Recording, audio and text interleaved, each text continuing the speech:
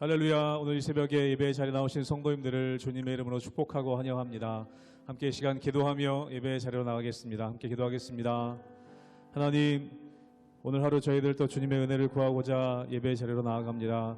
저희 갈 길을 아시는 주님께서 저희들의 길을 인도하시며 우리의 길 되시고 능력 되신 주님 따라가는 오늘 하루 될 수 있도록 은혜 허락하여 주시옵소서. 주의 말씀이 내 발의 등이요 길의 빛이라고 말씀하셨사오니 오늘도 우리에게 말씀하여 주시고 주의 성령으로 인도하여 주시옵소서. 감사드리며 예수님의 이름으로 기도하옵나이다. 아멘.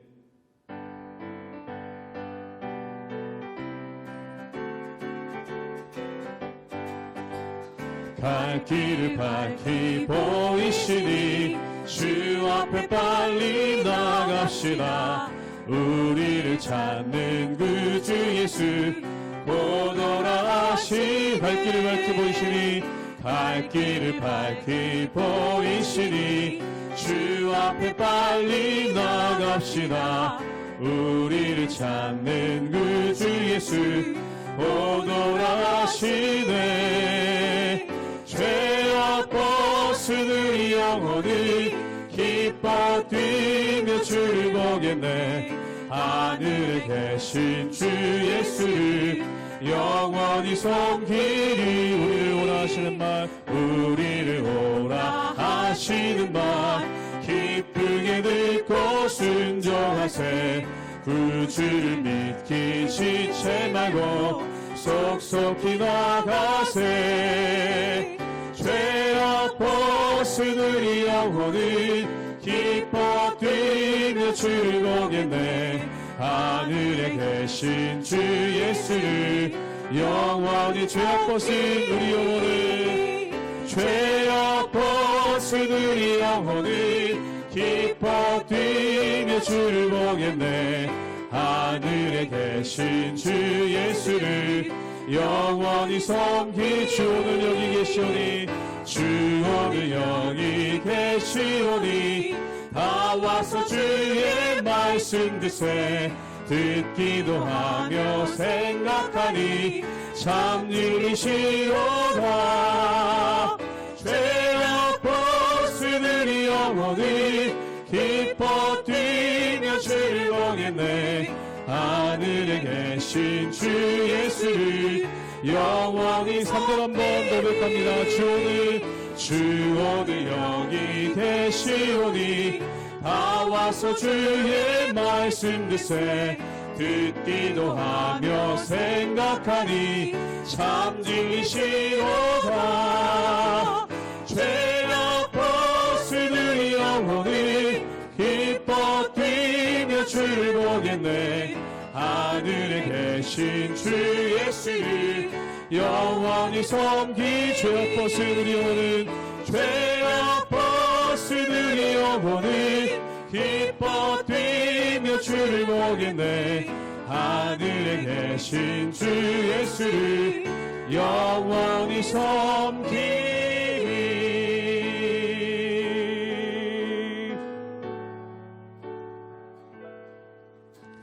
주님 큰 영광 받으소서. 홀로 찬양 받으소서.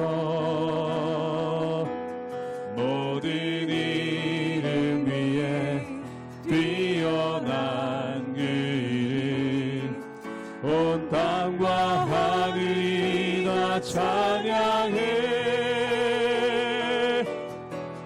겸손하게 우리 무릎 꿇고 주 이름 앞에 영광 돌리세.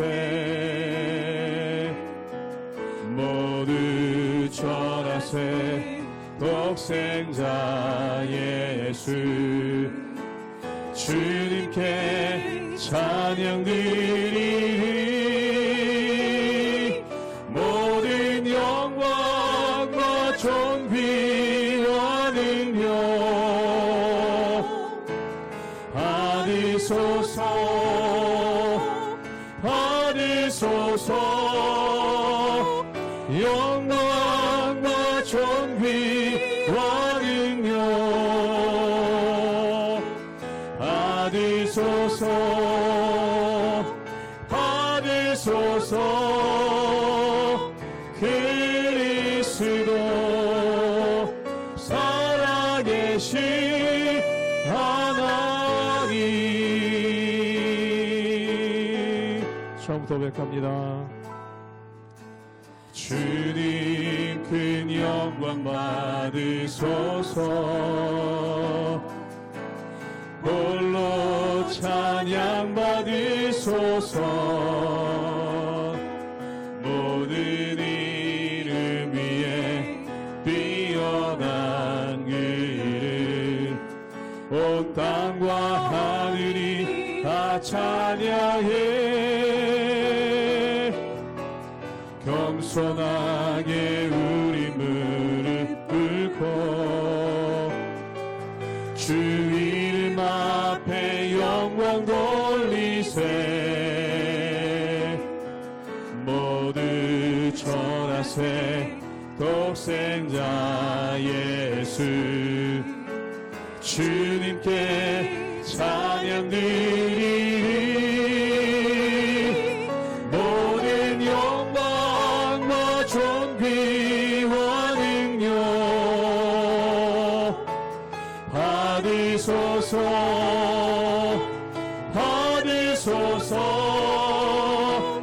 영광과 존귀와 능력 받으소서. 받으소서. 그리스도 살아계신 하나님. 모든 영광과 존귀와 능력 받으소서. 받으소서. 영광과 존귀와 능력 받으소서. 받으소서.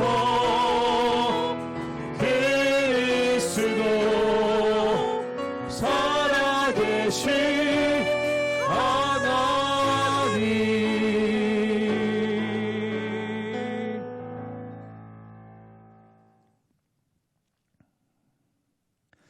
할렐루야. 우리 하나님의 은혜와 평강이 우리 성도님들 삶 가운데 날마다 가득하시기를 주님의 이름으로 축원합니다.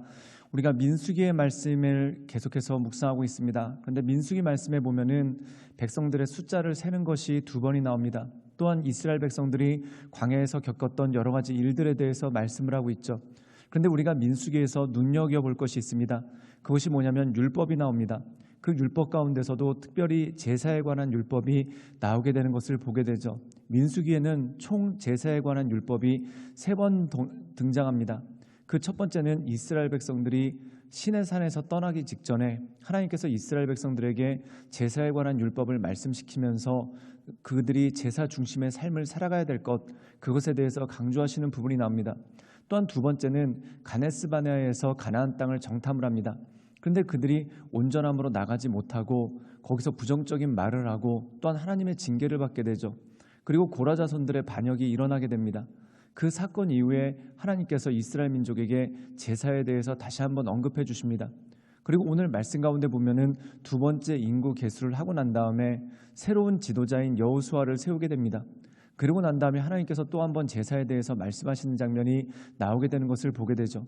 그렇다면 이것을 통해서 우리에게 주시는 메시지가 무엇입니까? 결국 정체성, 이스라엘의 정체성은 제사에 있다는 것이죠. 이 제사라는 것은 어떤 종교적인 의례의식이 아니라 하나님께 나아가는 과정, 즉 하나님께 나아가는 하나의 방법이 바로 이 제사라는 것이죠. 그리고 이 제사를 통해서 하나님과 연결되고 또한 하나님과 친밀감을 누릴 수 있는 능력이 그 가운데 있는 것이라는 겁니다. 즉 다시 말해서 어떤 상황에서도 하나님과의 친밀감을 유지하고 또한 하나님께서 기뻐하시는 삶을 살아가는 것, 이것이야말로 우리 인생 가운데 있어서 너무나 중요한 것이고 또한 이것이 바로 제사 중심, 예배 중심의 삶이 우리에게 주어지는 것입니다. 그러므로 사랑하는 여러분, 우리가 이 세상 살아갈 때 참 많은 일들이 있습니다. 우리 마음 가운데 흡족하지 않은 일이 있을 때가 있고 또한 세월이 바뀌어서 세대가 바뀔 때도 있습니다.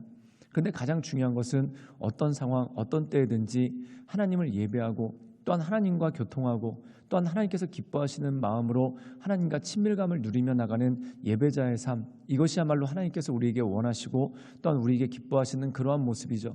그러므로 사랑하는 여러분, 우리가 이 세상 살아갈 때 하나님께서 기뻐하시는 하나님의 사람으로 날마다 주님 앞에 서며 주님의 인도하신 가운데 날마다 나아가는 우리 모든 성도님들 되시기를 주님의 이름으로 축원합니다. 민수기 29장 1절에서 11절 말씀입니다. 일곱째 달에 이르러는 그달 초하루에 성회로 모이고 아무 노동도 하지 말라. 이는 너희가 나팔을 불 날이니라. 너희는 수송아지 1마리와 수장 1마리와 1년 되고 흠없는 수장 7마리를 여호와께 향기로운 번제로 드릴 것이며 그 소제로는 고운 가루에 기름을 섞어서 쓰되 수송아지에는 10분의 3이요 수장에는 10분의 2요 어린 양 7마리에는 어린 양 1마리마다 10분의 1을 드릴 것이며 또 너희를 속죄하기 위하여 수렴소 1마리로 속죄제를 드리되 그 달의 번제와 그 소제와 상번제와 그 소제와 그 전제 외에 그 규례를 따라 향기로운 냄새로 화제를 여호와께 드릴 것이니라. 일곱째 달 열흘날에는 너희가 성회로 모일 것이요 너희의 심령을 괴롭게 하며 아무 일도 하지 말 것이니라.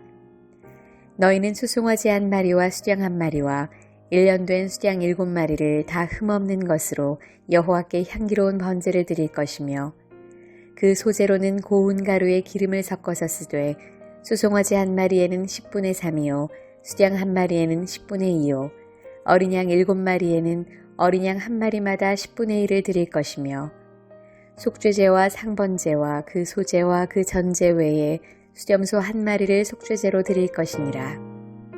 오늘 말씀 가운데 보면은 하나님께서 이 민수기 후반부에 이러한 여정들이 진행됩니다. 먼저 인구계수를 합니다. 이 인구계수는 바로 가나안에 들어가기 직전에 가나안에 들어갈 사람들의 숫자를 계수를 하게 되죠. 그리고 이 숫자에는 출애굽했었던 1세대들은 포함되지 않습니다. 여호수아 갈렙을 제외하고 민수기 1장에서 계수되었던 20세 이상의 사람들은 모두 사라지게 되죠. 그리고 이 말씀 가운데 보면은 2세대 사람들, 즉 민수기 1장에 언급되지 않았던 그 사람들이 새로운 세대로서 계수가 되게 됩니다. 그리고 그들이 여호수아와 갈렙을 중심으로 가나안 땅을 들어가게 됩니다. 그런데 그들이 인구 계수를 하고 난 다음에 하나님께서 모세에게 여호수아를 그 다음 지도자로 세우라라고 말씀하십니다. 그리고 난 다음에 강조하시는 것이 뭐냐면 제사 제도, 즉 제사에 관한 율법을 다시 한번 말씀하고 있죠. 우리 함께 민수기 29장 1절의 말씀을 읽도록 하겠습니다. 제가 먼저 읽겠습니다. 일곱째 달에 이르러는 그 달 초하루에 성회로 모이고 아무 노동도 하지 말라. 이는 너희가 나팔을 불 날이니라. 오늘 말씀 가운데 보면 일곱째 달에 이르러서 그 달 초하루에 성회로 모여라. 그리고 아무런 노동도 하지 말아라 라고 말씀하고 있습니다. 사랑하는 여러분, 아무런 노동도 하지 말라라고 말씀하실 때가 언제일까요? 안식일을 거룩하게 지키라 라고 말씀하실 때 아무 노동도 하지 말아라 라고 말씀하고 있죠. 즉 엿새 동안은 땀 흘려 일할 것이나 안식일에는 아무 일도 하지 말아라 라고 말씀하고 있습니다. 그렇다면 아무 일도 하지 말아야 되는 이유가 무엇일까요? 그 이유는 아무 일도 하지 않는 것에 중점이 있는 것이 아닙니다. 우리가 안식일 율법에 관해서 바리새인들이 오해한 것이 무엇일까요? 그들이 중점을 둔 이유는 뭐냐면 그들이 중점을 둔 내용은 아무 일도 하지 않는 것에 중점을 두었다는 겁니다. 그런데 진짜 중점은 아무 일도 하지 않는 것에 있는 것이 아닙니다. 즉 삶의 자리에서 잠깐 멈추고 하나님의 말씀을 청종하고 하나님의 말씀을 듣는 것이 너무나 중요하다는 것이죠. 사랑하는 여러분, 우리가 이 세상을 살아가다 보면 참 많은 일들이 있습니다.